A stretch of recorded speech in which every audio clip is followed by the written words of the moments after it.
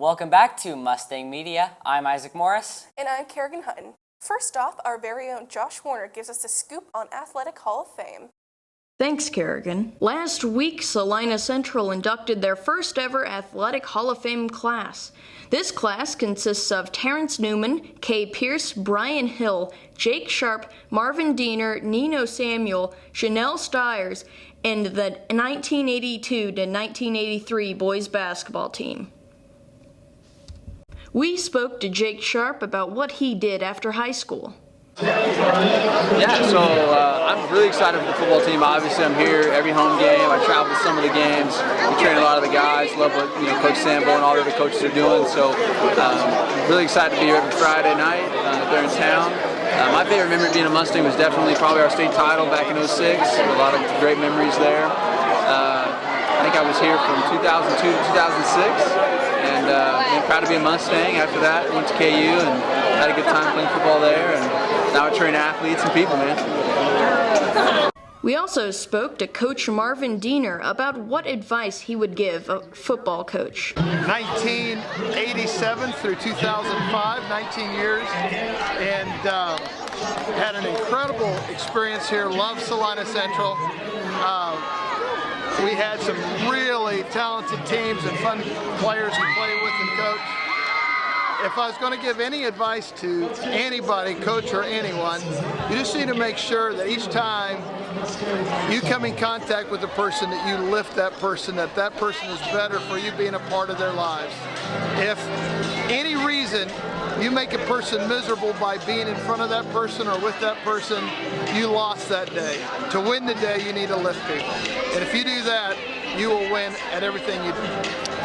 And lastly, we spoke to Brian Hill about his favorite memory of Salina Central. I moved to Central in 1991 after winning a Nebraska state championship, and then I won 2 state championships at Central, 92 and 93, and my record here was 62-0. And then I went to University of Oklahoma and wrestled for a number of years there too. My favorite memory of Central is playing with my team football teammates by far. We had a great time at great teams and love those times. Now let's pass the torch back to the studio. Thank you, Josh. And while we're on the topic of sports, let's throw it on over to Ethan's Sport Report. Hey guys, it's Ethan here with the Sports Report, and last week we played Derby, and that was a very exciting game. But we're still not on the board in terms of wins, but that's going to change tonight because we're playing South, Mayor's Cup, Pink Out, be there, be square, let's go. Speaking of which, did you know that KU and K-State won non-conference games, away games, for the first time since 2006 last week? Now that's what I call Kansas spirit. And for our bull riding fact, did you know that the highest bull ride ever was 96.5 points? Thank you, Ethan. Reporter Reed McHenry takes us to Culinary Essentials. Let's see what's cooking. Everyone loves to eat, and at Central, students are being taught about how to make food for themselves. I spoke with Jersey Mullins about the menus class. I am in culinary menus, and the hardest dish we've made so far, it's not really a dish, but we had to cut a chicken, and I found that absolutely terrifying because it was a raw chicken. I think it's important to take classes like this and other classes like fabrics because it gets you ready for the long road ahead. My favorite dish is next week we're making pulled pork sandwiches.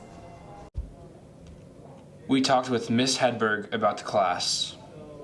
I teach culinary essentials, I teach culinary menus, and culinary professionals. I really like the breakfast lab because we get to make waffles and different types of eggs and bacon and sausage, and it's just really fun. We asked Miss Hedberg what the hardest dish for the students to make is in her class. The stir fry is probably pretty hard because it has really specific cuts that you have to do all of the vegetables with. Finally, we asked her why students need to know how to cook. It's a life skill. It's something that they're going to do their whole lives. You're always going to need to eat. Thank you, Reed. I think it's time for a Reed fact. Fun facts with Reed. It's Friday, and that means it's time for a fact. Did you know that the Twitter bird has a name? Larry. It's named after the famous basketball player, Larry Bird. Always a pleasure. Finally, reporter Austin Beatty takes a look at the city board and some of the students who run it.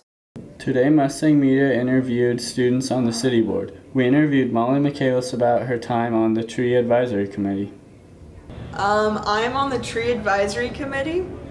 Basically, I was in my junior leadership Salina class, and somebody from the city came and talked to us about the city boards that youth could be on. So I filled out an application, and then they sent me a letter telling me when the next meeting was.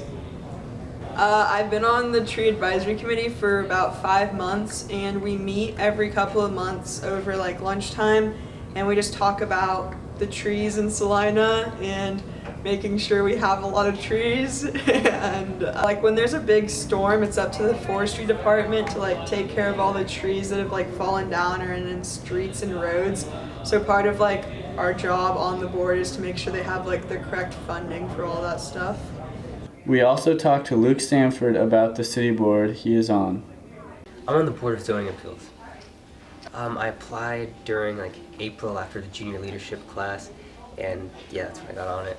I've been on there since April, and pretty much what we do is that whenever someone has, they make an appeal to the Board of Zoning Appeals, basically, if they have a complaint that they've already lost in a different board, and basically we just kind of decide, we're the last step before you go to court for something, basically. Thank you, Austin. This has been Mustang Media. I'm Isaac Morris. And I'm Kerrigan Hutton. Good night and good luck, Mustangs.